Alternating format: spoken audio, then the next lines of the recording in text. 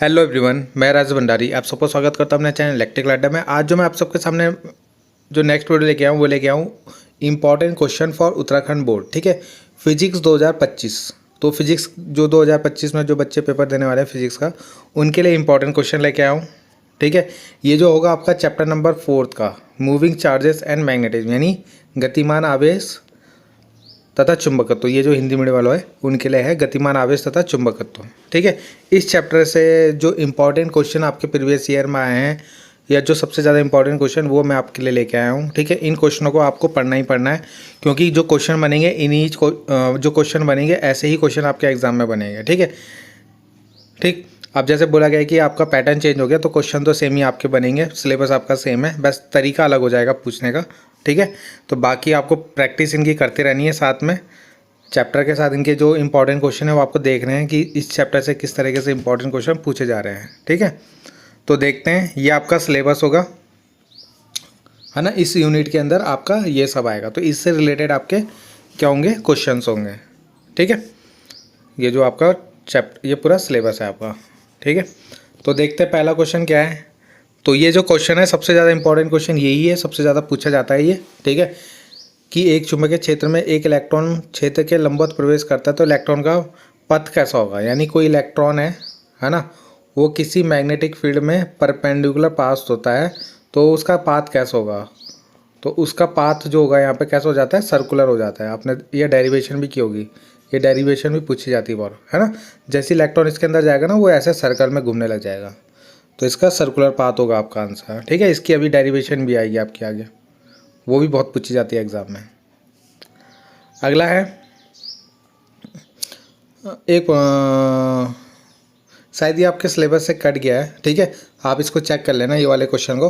बाकी ये वाला आपके पास है, बायोट-सैवर्ट का लॉ आपको लिखना है। ठीक है, और find an expression for intensity of magnetic field at the centre, यानी जो सेंटर पे किसी भी कॉइल के सेंटर पे कितना मैग्नेटिक फील्ड होता है वो आपको निकालना है। यानी केंद्र पे कितना मैग्नेटिक फील्ड होता है वो आपको निकालना है, उसका फॉर्मूला निकालना है आपको बायोट-सैवर्ट लॉ की हेल्प से। तो ये बायोट-सैवर्ट लॉ जो है ना, उसकी एप्लीकेशन ही ये डेरिवेशन है आपकी। ठीक है, तो ये डेरिवेशन भी बहुत ज़्यादा इंपॉर्टेंट है, एग्जाम में पूछी ही जाती है, तो इस क्वेश्चन को आपको ज़रूर करना है। ठीक है,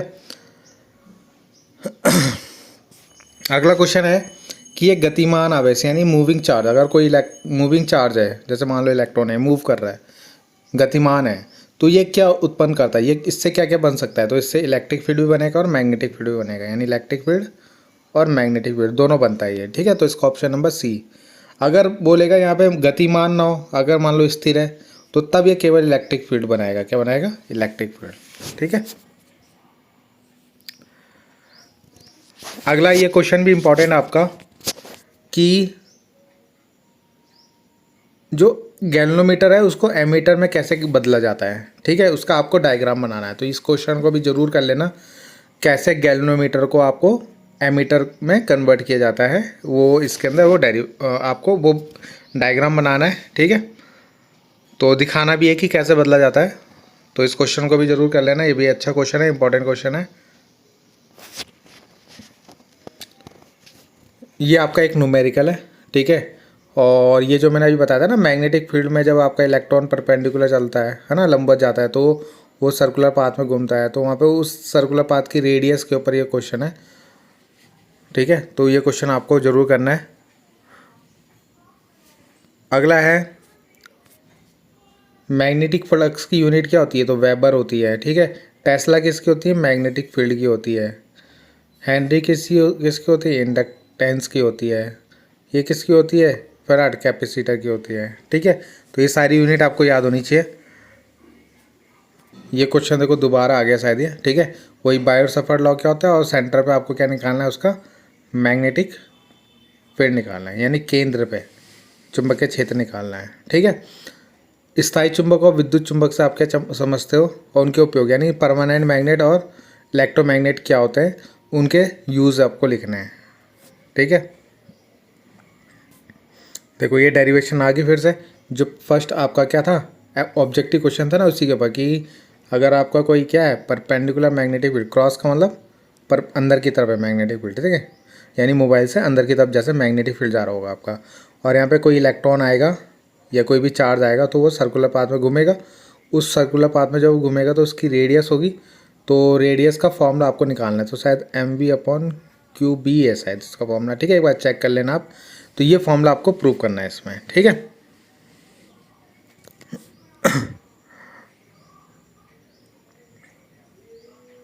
ये जो सेंटर वाली मैग्नेटिक फील्ड अभी आपने ऊपर देखा ना, उसी के ऊपर ये न्यूमेरिकल है, ठीक है।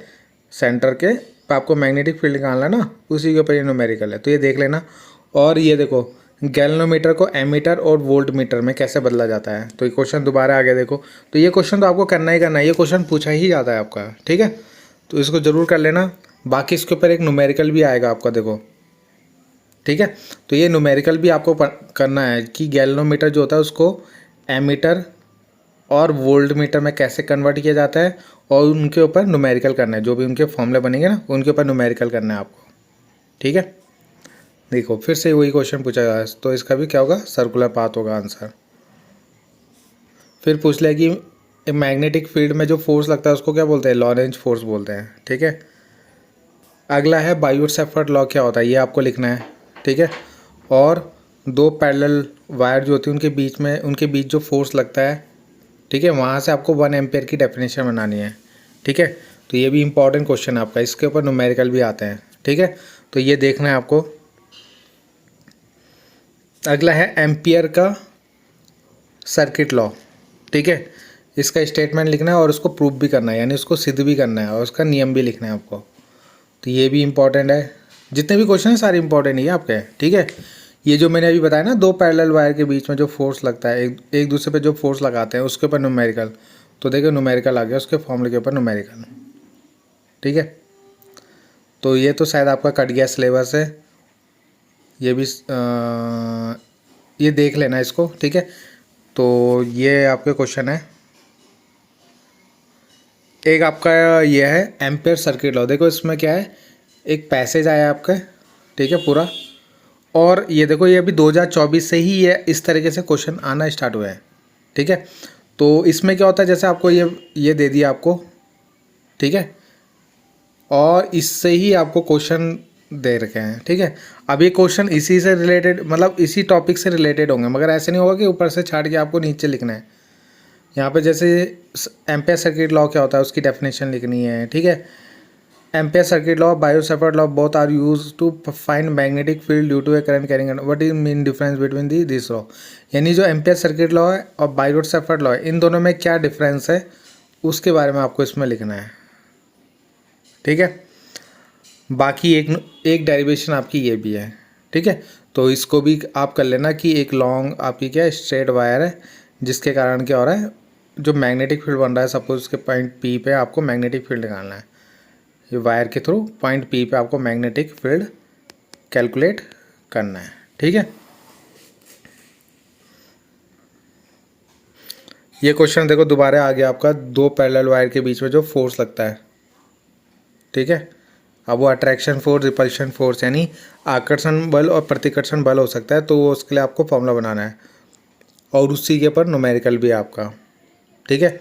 ये आपका वही है जो मैंने अभी बताया था आपको कि अगर आपका मैग्नेटिक फील्ड परपेंडिकुलर है तो उसके अंदर कोई इलेक्ट्रॉन जाएगा तो सर्कुलर पाथ में घूमेगा, तो वहाँ पे जो सर्कुलर पाथ हो उसकी रेडियस का फॉर्मूला आपको, रेडियस के ऊपर न्यूमेरिकल है ये, ठीक है। और ये भी एक न्यूमेरिकल है आपका, ठीक है। तो इतने ही क्वेश्चन है आपके इस चैप्टर से, ठीक है। ये सारे क्वेश्चन आपके इंपॉर्टेंट है, ये आपको करने ही करने हैं इस टॉपिक के, ठीक है। और अच्छे से कर लेना इस टॉपिक को, क्योंकि इससे ही क्वेश्चन पूछे जाते हैं ज़्यादा, ठीक है। तो इस यूनिट को अच्छे से कर लेना। बाकी कोई भी दिक्कत हो कमेंट करना, अगर आपको इसके सॉल्यूशन चाहिए होंगे तो वो भी मैं बना दूंगा, कमेंट कर देना आप लोग। और ज़रूर कमेंट करना कि किस तरीके से क्वेश्चन आपको चाहिए, है ना। ये तो चल ही रहा है अभी आपका, इसके बाद आपको किस तरीके से क्वेश्चन चाहिए, इंपॉर्टेंट क्वेश्चन और बनाने हैं या चैप्टर वाइज पढ़ाना है आपको, तो इसके ऊपर आप कमेंट ज़रूर करना। तो थैंक यू।